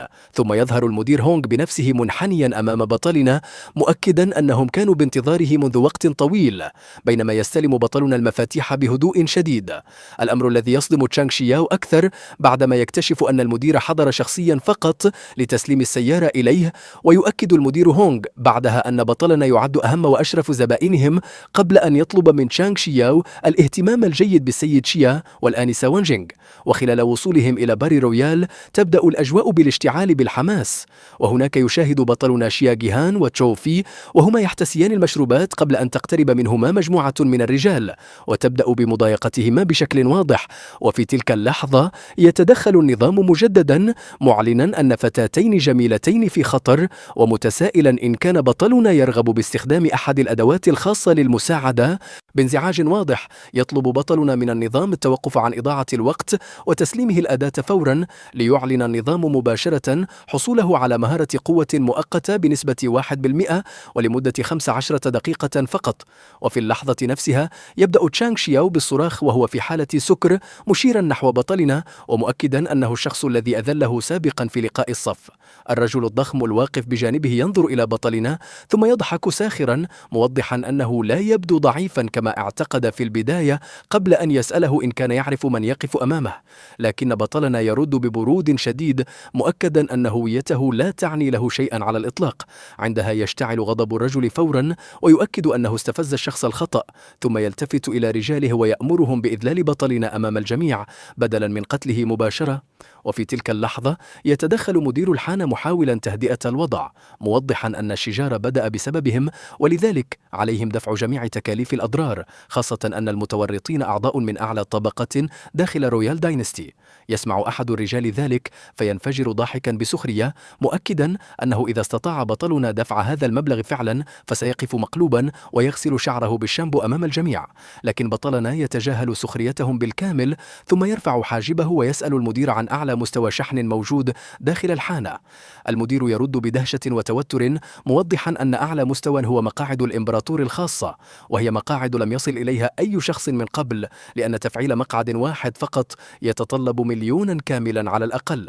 عندها يتحدث بطلنا بهدوء مفاجئ ويطلب فتح مقعدين من مستوى الإمبراطور للفتاتين الواقفتين بجانبه.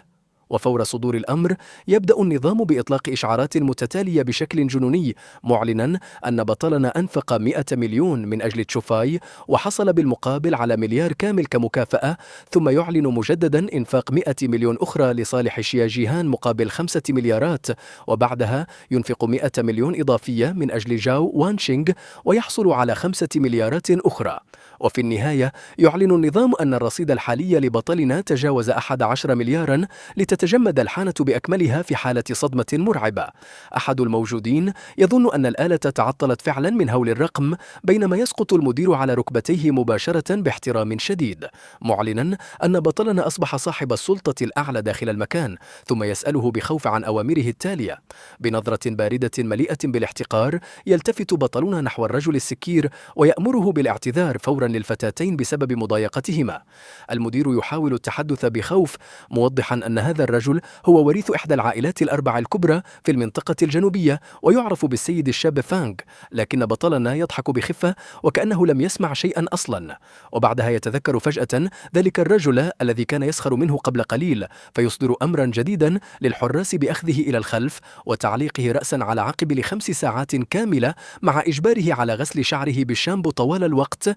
وفي اللحظة التالية يندفع الحراس لتنفيذ الأوامر فورا، بينما يبدأ تشانغ شياو بالصراخ والرعب مطالبا الجميع بإنقاذه، لكن لا أحد يجرؤ حتى على فتح فمه أو الاعتراض. بعد ذلك يبدأ بطلنا بالتقدم ببطء نحو السيد الشاب فانغ، مؤكدا أن دوره قد حان الآن.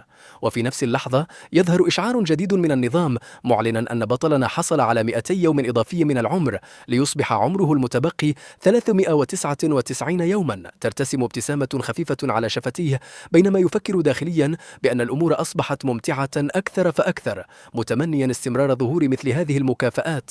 وفي هذه الأثناء يصل مالك الحانة بنفسه على عجل بعدما سمع بالفوضى التي حدثت، فيهمس المدير بجانبه موضحا أن شخصا واحدا فعل 3 مقاعد إمبراطور في ليلة واحدة فقط. تتغير ملامح المالك فورا ويظهر التوتر بوضوح على وجهه قبل أن يأمر رجاله بالتحقيق مباشرة لمعرفة الخلفية الحقيقية لهذا الشاب الغامض. لاحقا وبعد مرور وقت طويل من تلك الليلة يجلس بطلنا مستلقيا على الأريكة وهو يشعر بملل شديد في آخر ليلة من عطلة نهاية الأسبوع، ومن أجل قتل الوقت يفتح تطبيق البث المباشر على هاتفه، وفور دخوله يعلن النظام اكتشاف فتاة تملك معدل جمال مرتفعا للغاية تدعى يانغ تونغ. مع ربطها مباشرة ببطلنا، بينما تكون نسبة إعجابها الحالية به صفرا بالكامل. على الشاشة تظهر يانغ تونغ وهي تبتسم بسعادة وتشكر أحد المتابعين الأثرياء على إهدائه لها سيارة رياضية فاخرة، قبل أن تنظر إلى المذيعة المنافسة وتسخر منها قائلة إنه إذا خسرت التحدي فعليها ارتداء زي كلب والتجول في الشارع مع النباح. المذيعة الأخرى تغضب فورا وتطلب منها التوقف عن التمادي، بينما تمتلئ الدردشة بالسخرية بعد ملاحظة حساب بطلنا الضعيف. أحدهم يعلق مستهزئا بأنه لا يعرف حتى كيف يرسل الهدايا، بينما يضحك آخر على كونه يلقب نفسه بالزعيم المالي رغم أن حسابه من المستوى الأول فقط. الجميع يبدأ بالسخرية من فارق النقاط الضخم بينهم، خاصة بعد ظهور داعم الطرف الآخر الشهير المعروف باسم دراغون برو. لكن يانغ تونغ تتحدث ببرود وثقة، مؤكدة أن الحقيقة ستظهر بعد قليل. عندها يرسل بطلنا هدية قلب صغيرة على سبيل المزاح، فتبتسم الفتاة وتشكره بلطف، بينما تنفجر الدردشة بالسخرية، مؤكدين أن هدية $1 لن تساعده على الفوز حتى بعد سنة كاملة. لكن بطلنا يواصل اللعب بهدوء ويرسل بعدها مهرجانا فاخرا لتتفاجأ يانغ تونغ وتشكره بحماس، بينما تستمر المذيعة المنافسة بالسخرية مدعية أنه صرف راتب شهر كامل فقط ليبدو غنيا. بابتسامة باردة يبدأ بطلنا بعدها بإرسال الهدايا بشكل متواصل، 10 مهرجانات ثم 50 مهرجانا دفعة واحدة، لتبدأ منصة البث بأكملها بالدخول في حالة جنون. أحد داعمي المذيعة الأخرى يقرر التدخل وإرسال المزيد من الهدايا لدعمها، وحتى دراغون برو نفسه يشارك في المعركة بقوة، لتبدأ الأرقام على الشاشة بالارتفاع بشكل مخيف، بينما تمتلئ الدردشة بالحماس والصراخ. ومع اقتراب نهاية الوقت يعتقد الجميع أن يانغ تونغ انتهى أمرها، لكن بطلنا يضع إصبعه على زر الهدايا ويبدأ بالإرسال بشكل مرعب. 100 مهرجان ثم 500 ثم 1000 مهرجان دفعة واحدة، لتتجمد المنصة بالكامل وكأنها توقفت عن العمل. تأثيرات الهدايا تستمر بالظهور دون توقف، بينما تكاد يانغ تونغ تبكي من شدة الصدمة والسعادة وهي تشكره بصوت مرتجف. أما المذيعة المنافسة فتفقد عقلها تماما وتبدأ بالصراخ، مؤكدة أن ما يحدث مستحيل، بينما تنفجر الدردشة بالكامل بعدما تجاوزت قيمة الهدايا 16 مليونا، ليبدأ الجميع بتمجيد بطلنا واعتباره الزعيم المالي الحقيقي للمنصة. ومن شدة الرعب تقوم المذيعة المنافسة بإغلاق البث والهرب مباشرة، لتتحول الدردشة إلى موجة ضخمة من السخرية والاحتفال، بينما يبدأ الجميع بتوديع عصر دراغون برو معلنين ظهور ملك جديد للمنصة. وفي تلك اللحظة يعلن النظام أن بطلنا أنفق 16,800,000 من أجل يانغ تونغ ليحصل بالمقابل على 84 مليونا كمكافأة. يبتسم بطلنا بخفة وهو يراقب الشاشة، بينما تنظر يانغ تونغ نحو منافستها ببرود وتذكرها بالعقاب الذي وافقت عليه مسبقا. وبعد مرور وقت قصير تظهر المذيعة الخاسرة فعلا وهي ترتدي زي كلب وتقف في الشارع تنبح أمام المارة، بينما يحدق الناس بها بصدمة واشمئزاز. بعضهم يبدأ بانتقاد تصرفات شباب هذا الزمن، وآخرون يسخرون منها، مؤكدين أنها نالت العقاب الذي تستحقه تماما، في حين تستمر الدردشة بالاحتفال وبتمجيد بطلنا بشكل جنوني. لكن يانغ تونغ لا تبدو راضية تماما، إذ تصر على أسنانها بغضب وتؤكد أن أخواتها من النقابة سيأتين الآن، وعندها سيعرف الجميع ما سيحدث. وفور انتهائها من الكلام تبدأ إشعارات الهاتف بالتدفق بشكل متواصل، حيث ترسل مذيعات جديدات مثل شيرلي وجومان دعوات تحد متتالية، بينما تطلب تشينغ تشينغ الانضمام أيضا. عندها يضحك بطلنا بسخرية واضحة بعدما فهم أن خصومه فشلوا في إسقاطه فرديا، فقرروا استدعاء الفريق بالكامل لمواجهته دفعة واحدة، ليعلق باستهزاء مؤكدا أن الأمر أصبح أكثر إثارة الآن. على الطرف الآخر يبدأ بعض الأشخاص بالسخرية بصوت مرتفع، مؤكدين أن الخوف بدأ يظهر أخيرا، بل ويقترحون على بطلنا أن يركع ويعتذر الآن لعلهم يقررون التساهل معه. كلماتهم تجعل يانغ تونغ تشعر بالتوتر قليلا، فتلتفت نحوه بقلق وتسأله إن كان قادرا فعلا على التعامل مع هذا الموقف. الهاتف، لكن بطلنا يجيبها بهدوء وثقة مطلقة، مؤكدا لها ألا تخاف لأنه موجود بجانبها. بعدها مباشرة تبدأ مجموعة من المذيعات الجميلات بالظهور واحدة تلو الأخرى داخل البث، وهن يهاجمن يانغ تونغ بعنف بسبب إهانتها لإحدى عضوات نقابتهم. بعضهن يتهمها بإثارة المشاكل دائما من أجل تصدر الترتيب، بينما يسخر آخرون من الطريقة التي تعمل بها نقابتها، لكن الطرف المقابل يرد عليهم باستهزاء واضح، مؤكدا أن بإمكانهم الهجوم كما يشاءون إذا كانوا يريدون القتال فعلا. وفي اللحظة التالية تتحول الشاشة بالكامل إلى حرب هدايا ضخمة، حيث تبدأ الأسماء الثرية بإرسال الهدايا الأسطورية بشكل متواصل. أحدهم يرسل سفينة فضائية، وآخر يرسل صاروخا، بينما يظهر شخص آخر ويرسل يختا فاخرا لتشتعل المنافسة أكثر فأكثر. وسط هذه الفوضى تنهض يانغ تونغ فجأة من مكانها وتعلن أن لديها موهبة أخرى أيضا، ثم تطلب من الجميع الانتظار قليلا حتى تغير ملابسها. الدردشة تنفجر بالسخرية فورا، ويبدأ البعض بالاستهزاء مؤكدين أن تغيير الملابس لن ينقذها مهما فعلت، حتى لو ارتدت زي تنين فلن تستطيع الفوز. لكن بعد لحظات تعود يانغ تونغ وتبدأ بأداء رقصة كيبوب أمام الجميع. صحيح أن رقصها لم يكن احترافيا بالكامل، لكنه كان ممتعا بما يكفي لجعل المشاهدين يستمتعون بالمشهد. ومع ذلك يظهر بعض الأشخاص في الدردشة وهم يهاجمونها بقسوة ويتهمونها بانعدام الخجل، أما بطلنا فيكتفي بالضحك بخفة وكأنه وجد الأمر مسليا، ثم يتظاهر بأن إصبعه انزلق بالخطأ. وفجأة تضيء الشاشة بالكامل وسط صدمة الجميع. المشاهدون لا يصدقون ما يرونه، خاصة بعدما اختفى أكبر داعم للطرف الآخر من شدة الرعب، رغم أنه قبل دقائق فقط كان يتفاخر بقدرته على هزيمة 5 أشخاص بمفرده. المذيعة المنافسة تصر على أسنانها بغضب وتؤكد أن داعمهم سيعود مجددا، لكن بطلنا يرد عليها ببرود قاتل ويطلب منها الاستمرار في الحلم فقط. وبعدها يضحك مرة أخرى متظاهرا بأن يده انزلقت مجددا، لتظهر على الشاشة رسالة العملاقة تعلن إرسال هدية فينيكس نيرفانا الأسطورية. قيمة الهدية الواحدة تصل إلى 300 ألف، لكن الصدمة الحقيقية تبدأ عندما ترتفع الأرقام بسرعة جنونية: 100 هدية، ثم 300، ثم 500 دفعة واحدة، لتهتز منصة البث بأكملها من شدة ما يحدث. يانغ تونغ تكاد تفقد عقلها من الحماس وهي تصرخ وتشكر بطلنا بجنون، بينما يعلن النظام مباشرة أنه أصبح أعلى داعم في المنصة مع فتح شارة النبل الخاصة به. الشاشة بأكملها تتحول إلى بحر من النيران والمؤثرات البصرية، والدردشة تنفجر بشكل غير مسبوق. الجميع يصرخ بصدمة بعدما أدركوا أن شخصا واحدا فقط أنفق أكثر من 100 مليون وحدة. البعض يؤكد أنها المرة الأولى التي يشاهد فيها هدية فينيكس نيرفانا أصلا، بينما تتحول وجوه المذيعات المنافسات إلى اللون الأبيض من شدة الرعب.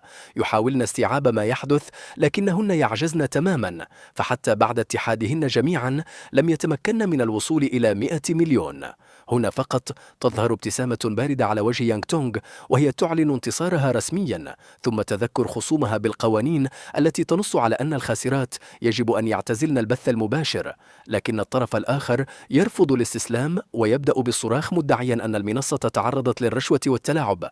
وفي تلك اللحظة بالذات يظهر إشعار رسمي من النظام يؤكد أن النقابة المنافسة كانت تتعمد إثارة الصراعات والفوضى داخل المنصة، ولذلك تقرر حظر النقابة بالكامل بشكل دائم.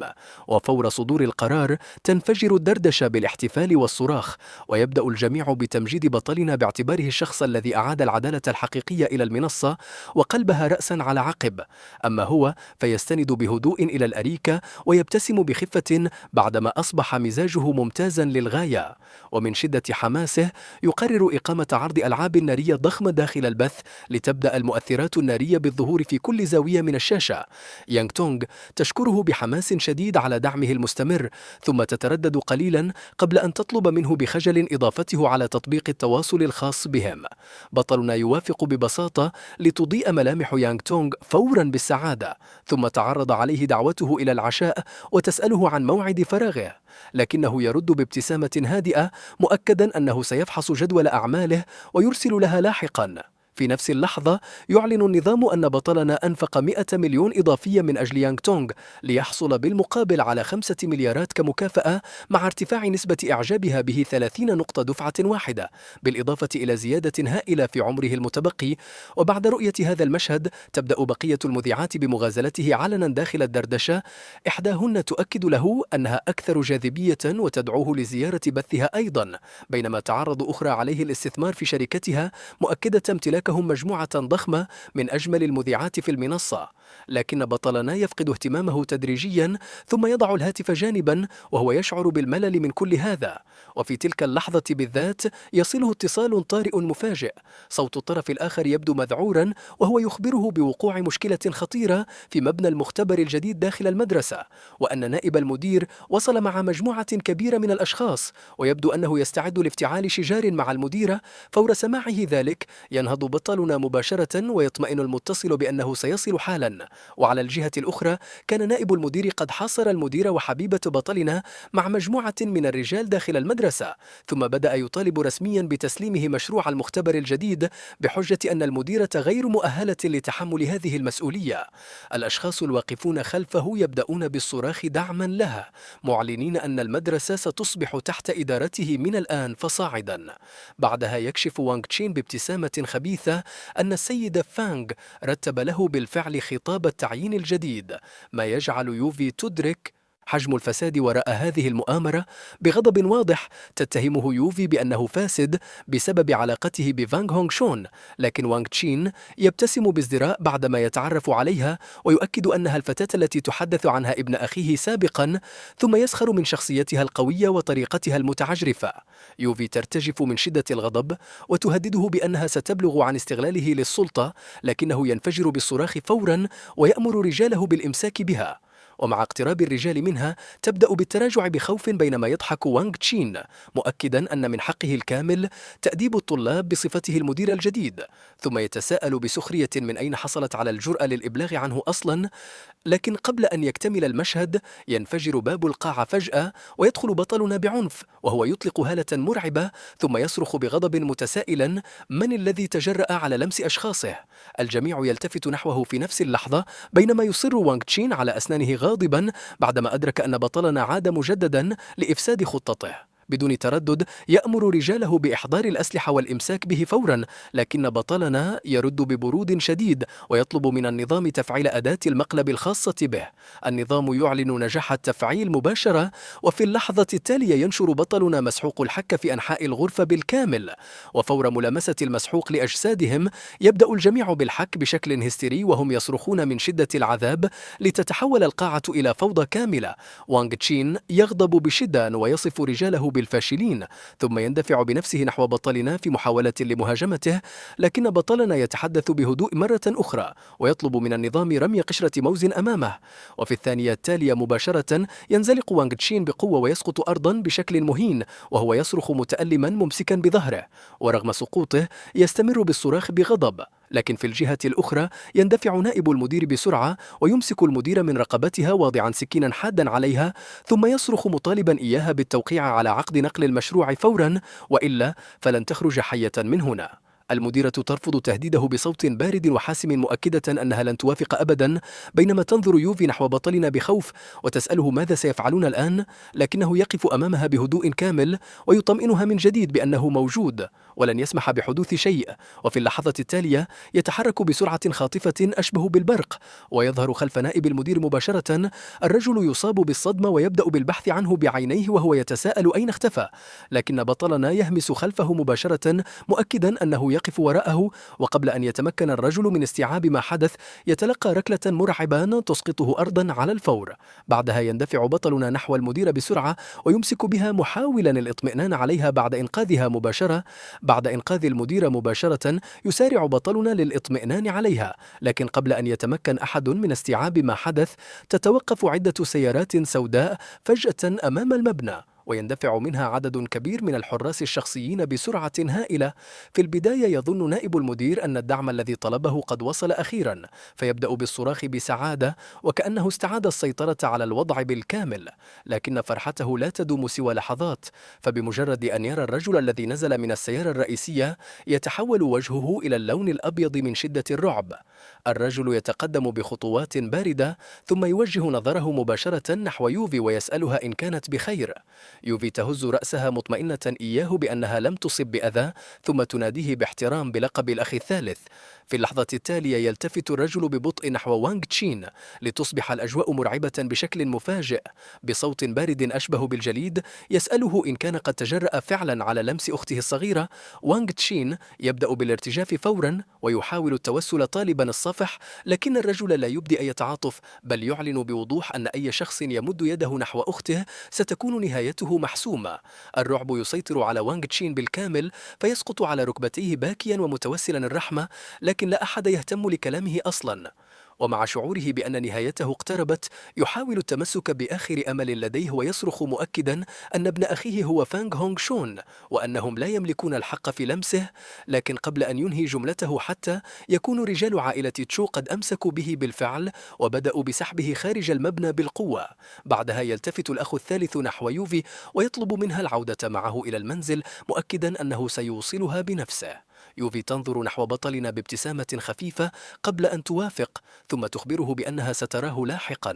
ومع مغادرتها تستمر بالالتفات نحوه أكثر من مرة وكأنها لا تريد الرحيل فعلا. وفي تلك اللحظة يعلن النظام ارتفاع نسبة إعجاب يوفي 5 نقاط إضافية مع زيادة عمر بطلنا 50 يوما. بعدها تتحدث يوفي بصوت هادئ ومليء بالامتنان، مؤكدة أنها أصبحت مدينة له حقا، وأنه إذا واجه أي مشكلة مستقبلا فعليه التوجه إليها مباشرة.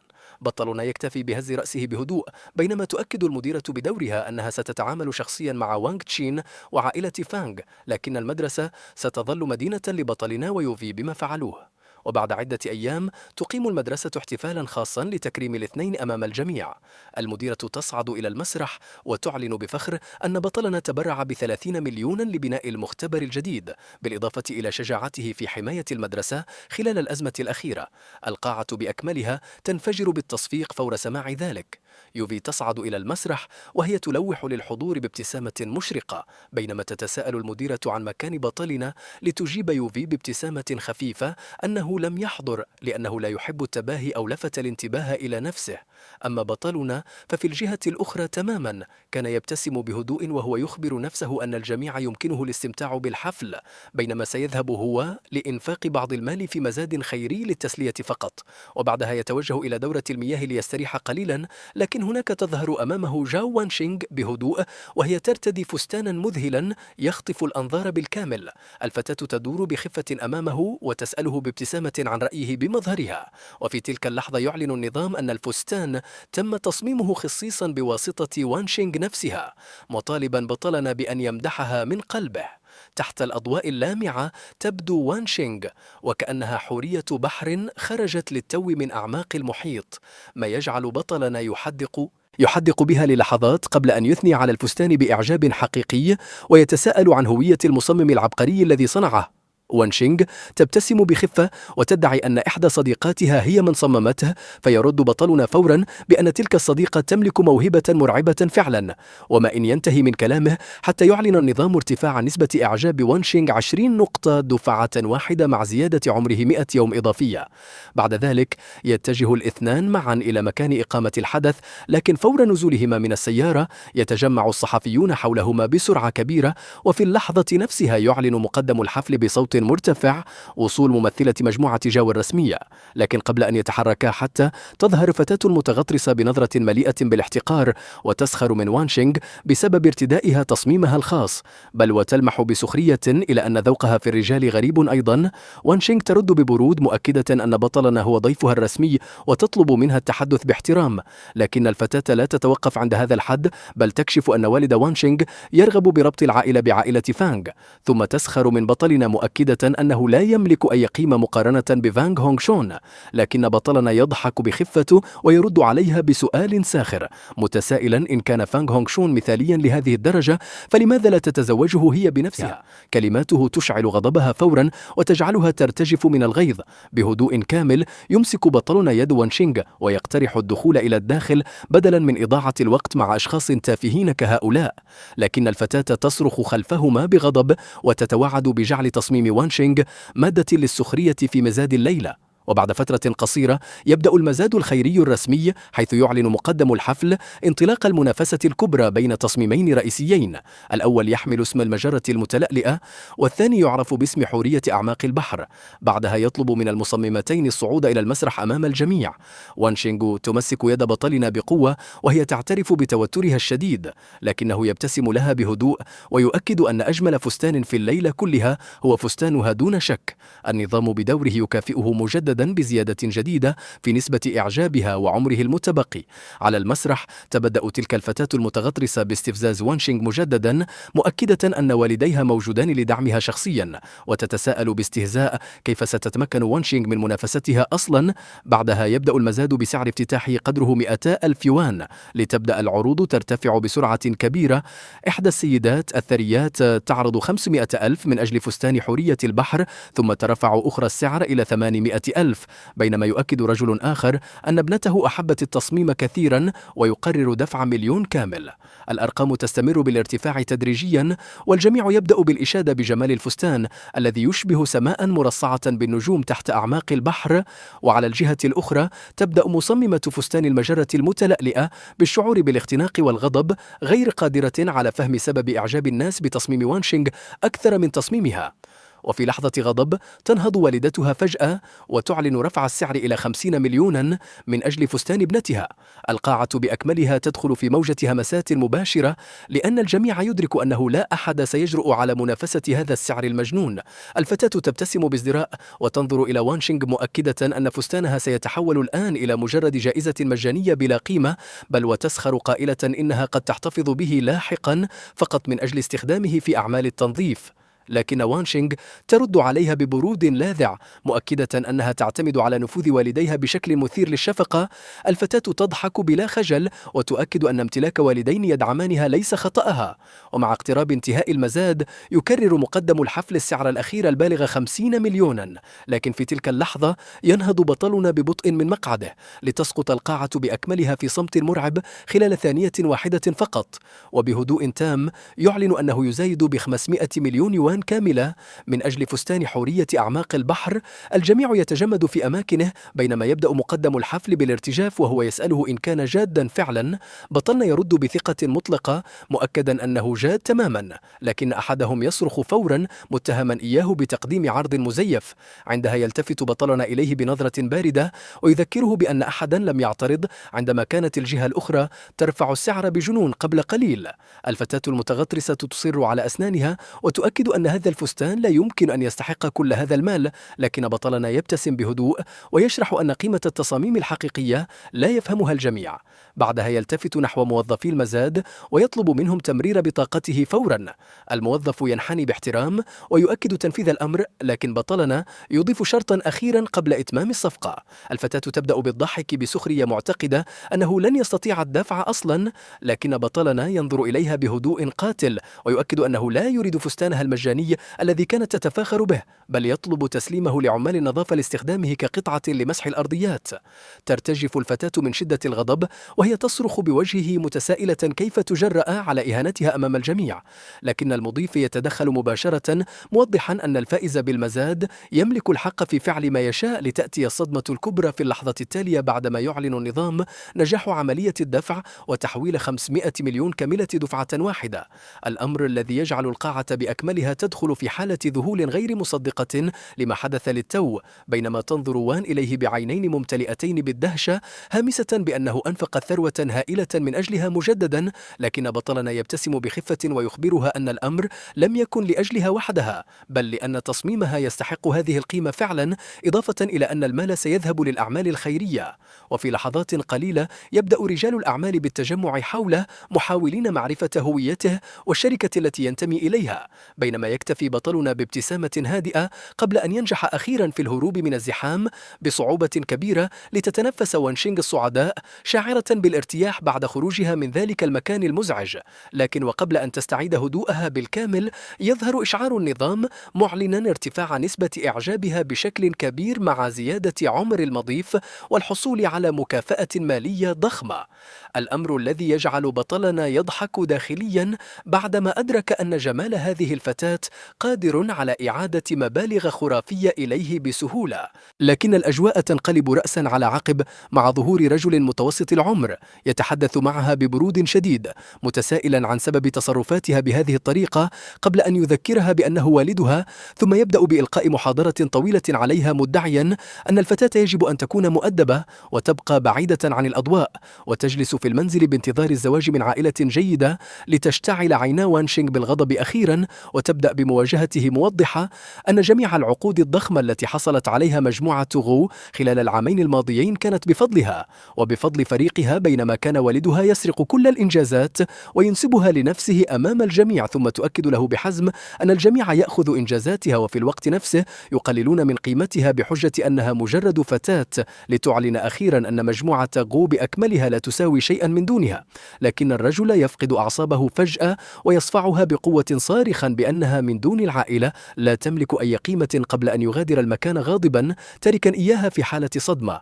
عندها يتقدم بطلنا نحوها بهدوء تام ويعرض عليها مليارا كاملا لتبدأ مشروعها العائلي الخاص بنفسها، الأمر الذي يجعلها ترفع رأسها نحوه بدهشة غير مصدقة أنه الشخص نفسه الذي ظهر في المزاد قبل قليل. وفي اللحظة التالية يعلن النظام اكتشاف فتاة فائقة الجمال بمعدل 96% مع نجاح الارتباط بها وارتفاع نسبة الإعجاب إلى 1% وزيادة عمر المضيف 100 يوم إضافية مع نسبة استرجاع جديدة، تجعل بطلنا يبتسم بخفة وهو يفكر أنه أصبح قادرا الآن على إنفاق أمواله بطريقة ممتعة أكثر. تسأله الفتاة باستغراب إن كان فعلا الشخص الذي دفع 5 مليارات من أجل مزاد حورية البحر العميقة، فيهز رأسه مؤكدا الأمر، لكنها تعود لتسأله لماذا يساعدها رغم أنه لا يعرفها أساسا، ليكشف لها بهدوء أنه كان يراقب الوضع منذ فترة طويلة وأن والدها لا يستطيع حتى الإجابة عن أسئلة المقابلات بشكل جيد، وأن جميع المشاريع كانت تدار فعليا بواسطة فريقها. وقد أدرك هذه الحقيقة منذ وقت طويل عندها تنظر إليه مباشرة وتسأله إن كان يؤمن فعلا أن النساء يجب أن يبقين داخل المنزل لرعاية الأطفال فقط. لكن بطلنا يجيبها فورا بأن هذا العصر الحديث لم يعد يهتم بكون الشخص رجلا أو امرأة بل بالقوة والموهبة فقط، ثم يبتسم فجأة ويعرض عليها 10 مليارات كاملة لتأسيس شركتها الجديدة. تشعر غوتشي بصدمة هائلة من الرقم وتؤكد أنها قد لا تستطيع إدارة مشروع بهذا الحجم، لكن بطلنا يرد عليها بهدوء تام موضحا أن هذا المبلغ لا يمثل شيئا بالنسبة له، بينما يفكر داخليا أن النظام سيعيد إليه أضعاف ما سينفقه بعدها. يتصافح الاثنان ليعلن النظام مباشرة ارتفاع نسبة الإعجاب 20% وزيادة عمر المضيف 1000 يوم إضافية.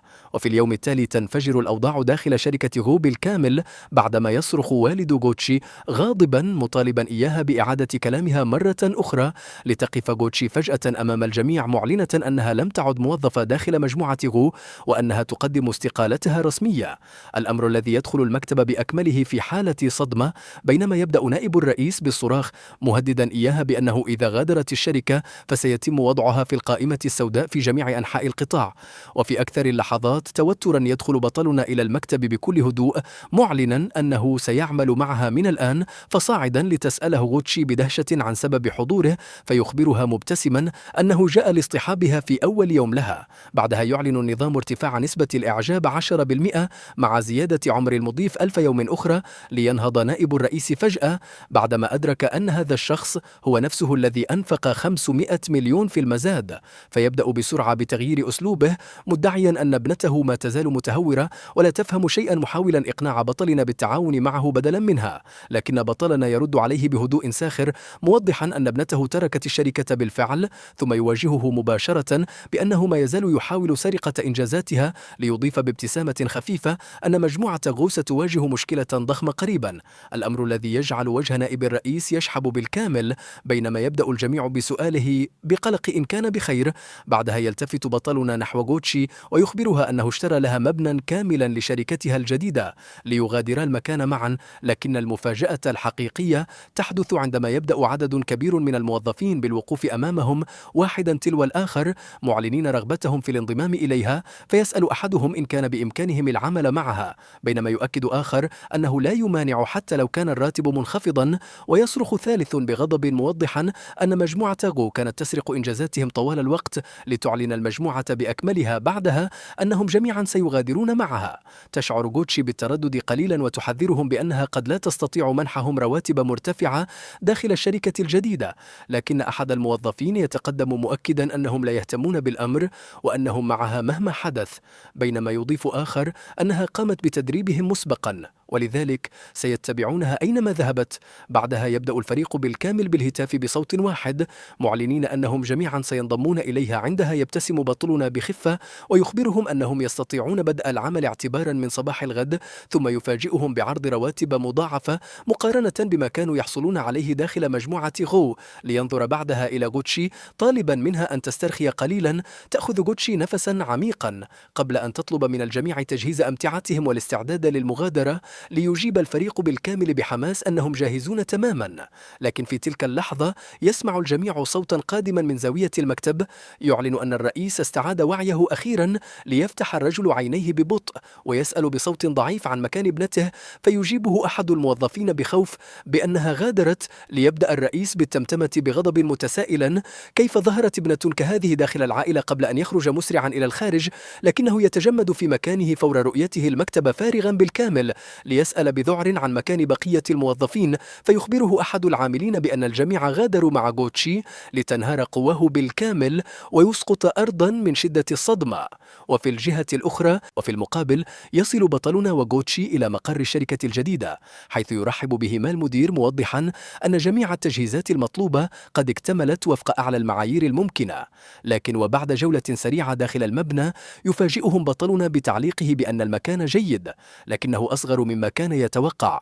تشعر غوتشي بالدهشة الشديدة لأنها لم تتخيل انضمام هذا العدد الكبير من الموظفين إلى شركتهم الجديدة دفعة واحدة، كما أنها تطلب منه التوقف عن إنفاق الأموال بهذه الطريقة، خاصة أنهم ما زالوا في بداية الطريق، إلا أنه يضحك ويعتبر أن ما أنفقه حتى الآن مجرد مصاريف أساسية لا أكثر. بعدها يلتفت إلى المدير ويسأله عن المبنى المجاور، فيؤكد له المدير أن المبنى فارغ بالكامل، وعندها يتخذ بطلنا قرارا صادما ويطلب شراء المبنيين معا مقدما بطاقته البنكية مباشرة، الأمر الذي يصيب المدير بالارتباك الشديد لأنه يعلم أن قيمة الصفقة تتجاوز المليار، لكن بطلنا يؤكد أنه جاد تماما ويضيف أن المبنيين سيسجلان باسم المديرة غوتشي شخصيا، فتقترب منه الأخيرة وتحاول إقناعه بالتراجع خوفا من حدوث مشاكل مستقبلية نتيجة هذا الإنفاق الضخم، إلا أنه يوضح لها أن توفير بيئة عمل ممتازة سيؤدي إلى نمو أسرع للشركة،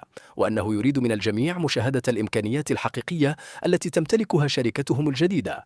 كلماته تشعل حماس الموظفين الذين يبدأون بالهتاف بحماس شديد، مؤكدين أن المديرة غوتشي ستقود الشركة إلى القمة، وأن رئيسهم الجديد هو الأفضل، وأن الشركة ستصبح الرقم واحدا في القطاع. وفي خضم هذه الأجواء يظهر إشعار جديد من النظام معلنا اكتشاف عملية إنفاق بقيمة مليار كامل مع استرداد المبلغ كمكافأة فورية، الأمر الذي يجعل بطلنا يشعر بسعادة كبيرة في داخله بعدما أدرك حجم الأرباح التي يواصل النظام منحه إياها مع كل عملية إنفاق. ومع حلول الليلة التالية يجلس بطلنا إلى جانب غوتشي بينما يتحدثان عن مستقبل الشركة، فتخبره بأنها تشعر بأنهما ينفقان أكثر من اللازم، لكنه يجيبها بأن النجاح الحقيقي يتطلب تقديم الأفضل دائما، ثم يفاجئها بإعلانه عزمه ضخ 5 مليارات إضافية داخل رأس مال الشركة. تتلقى غوتشي الخبر بصدمة هائلة، موضحة أن هذا الرقم يفوق خطتهما الأصلية ب5 مرات كاملة، وأن الميزانية تجاوزت الحدود الموضوعة منذ وقت طويل.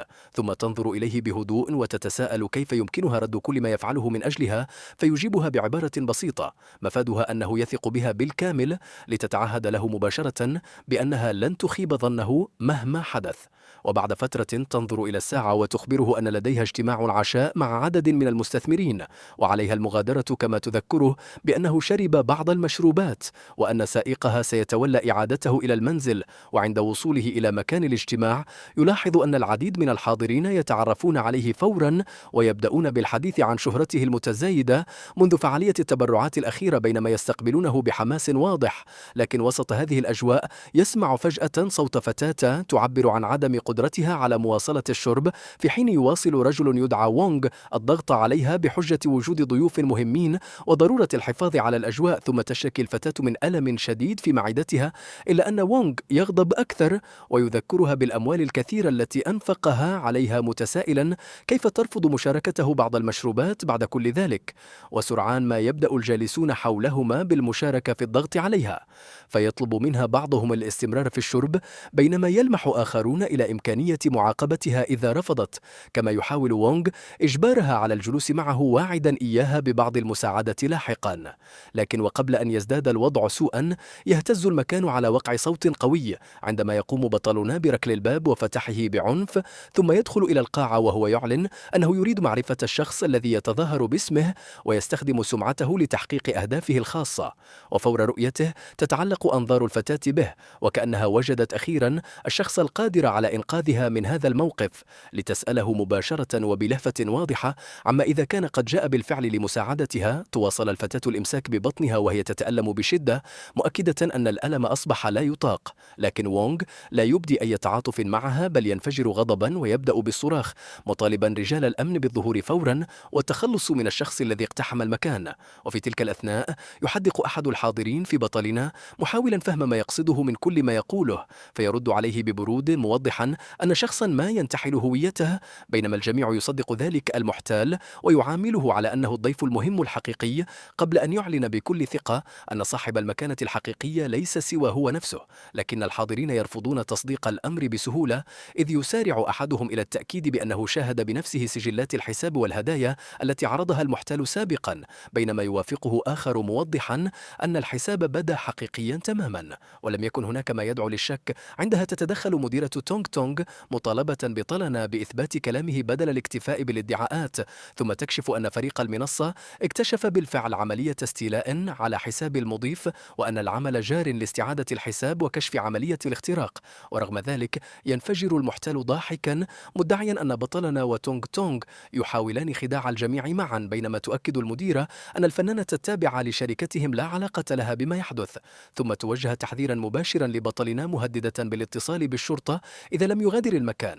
لكن قبل أن يتطور الموقف أكثر يتقدم أحد معارف بطلنا بسرعة كبيرة، معترضا على الطريقة التي يعامله بها الجميع، ومؤكدا أنهم لا يدركون حجم العواقب التي قد تترتب على تصرفاتهم. أما بطلنا فيكتفي بابتسامة خفيفة قبل أن يصدر أمرا غريبا للغاية، طالبا جمع جميع الموجودين في الفندق داخل البهو، وإخبارهم بأنه سيوزع أموالا مجانية، وخلال دقائق قليلة فقط يمتلئ المكان بالحشود. بينما يقف بطلنا في المنتصف برفقة حراسه، ويقف أمامه المحتال والمديرة وعدد كبير من صناع المحتوى الذين بدأوا يتساءلون بفضول عن سبب تأخر توزيع الأموال. في المقابل يسخر المحتال من الأمر، مؤكدا أن بطلنا لا يملك المال أصلا، لكن تونغ تونغ التي أصبحت مرتبكة تسأل بطلنا عما ينبغي عليها فعله، ليطلب منها ببساطة أن تستمر بالبث المباشر كعادتها. ثم يتقدم نحو صندوق ضخم مليء بالنقود ويفتحه أمام الجميع، كاشفا عن 50 مليونا نقدا دفعة واحدة، الأمر الذي يصيب القاعة بأكملها بالذهول. بعدها يرفع صوته معلنا أن كل شخص يرسل هدايا إلى بث تونغ تونغ سيحصل على استرداد نقدي يعادل 10 أضعاف قيمة ما أرسله، وأن العرض سيستمر حتى تنفذ 50 مليونا بالكامل. وخلال لحظة واحدة فقط يتحول البهو إلى حالة من الجنون الجماعي، إذ يبدأ الجميع بالصراخ والحماس غير مصدقين ما يسمعونه، بينما تتدفق الهدايا بشكل جنوني عبر البث المباشر. ويبدأ النظام بعرض إشعارات متتالية توضح قيمة كل هدية والمبلغ الذي سيعود إلى صاحبها.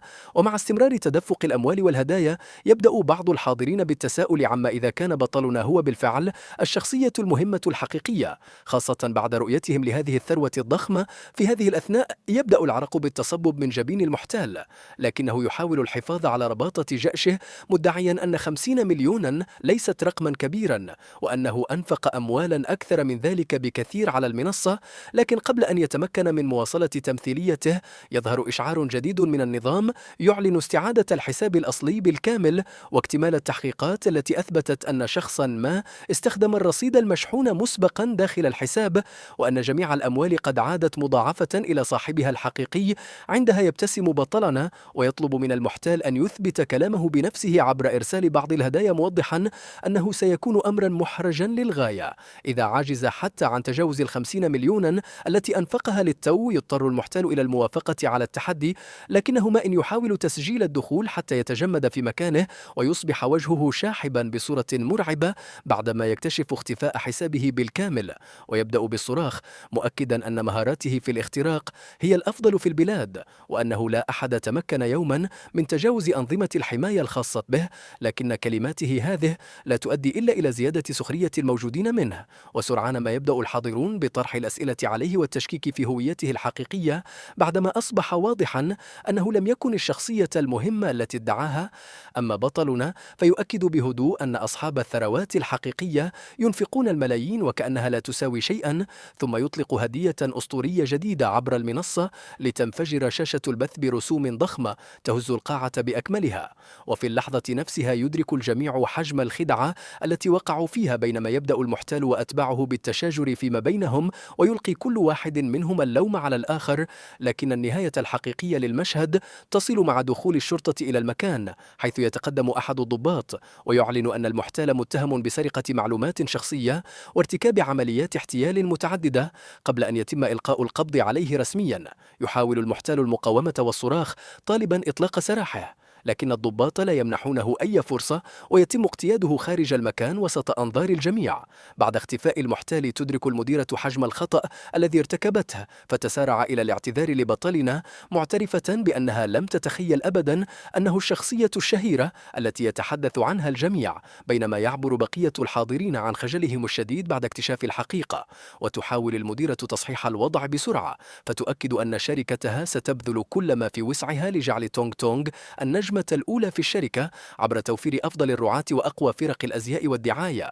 لكن بطلنا يتجاهل كل هذه الوعود ويتجه مباشرة نحو تونغ تونغ ليسألها عن سبب شربها لكل تلك الكمية من المشروبات، فتخبره بصوت ضعيف أن الشركة كانت تجبرها على ذلك بحجة أن البث لن يحقق مشاهدات مرتفعة من دون هذه التصرفات.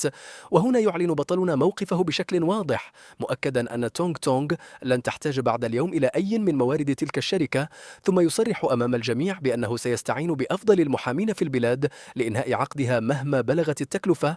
وبعد اتخاذ القرار يطلب منها مرافقته إلى مكان ما فتوافق، وهي لا تزال تجهل ما الذي يخطط له. وبعد فترة قصيرة يصلان إلى مبنى ضخم يضم أفضل مركز للبث المباشر في المدينة، حيث يشرح المدير أن هذه المنشأة لا يستخدمها عادة سوى كبار المؤثرين والشركات الإعلامية العملاقة.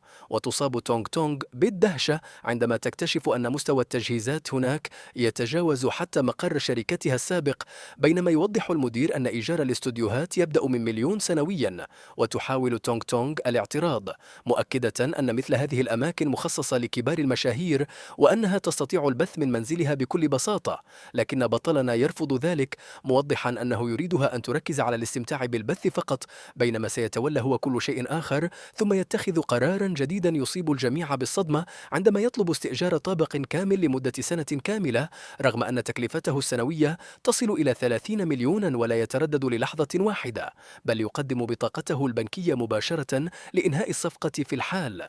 ليظهر إشعار النظام بعدها، معلنا إنفاق عشرات الملايين على تونغ تونغ مع حصوله على مكافأة مالية ضخمة بلغت عدة مليارات. وعندما تشاهد تونغ تونغ الاستوديوهات الجديدة تلمع عيناها بالحماس والتأثر، بينما يخبرها بطلنا أن بإمكانها اختيار أي استوديو يعجبها واستخدامه متى شاءت، وتكاد الفتاة تبكي من شدة الامتنان وهي تشكره على كل ما فعله من أجلها، وتتعهد بأن تصبح أفضل صانعة محتوى ممكنة وألا تخيب ظنه أبدا. لكن بطلنا يطلب منها التوقف عن الضغط على نفسها ويخبرها أن أهم شيء بالنسبة له هو أن تكون سعيدة وأن تستمتع بما تفعله، لأن ذلك وحده كاف بالنسبة إليه.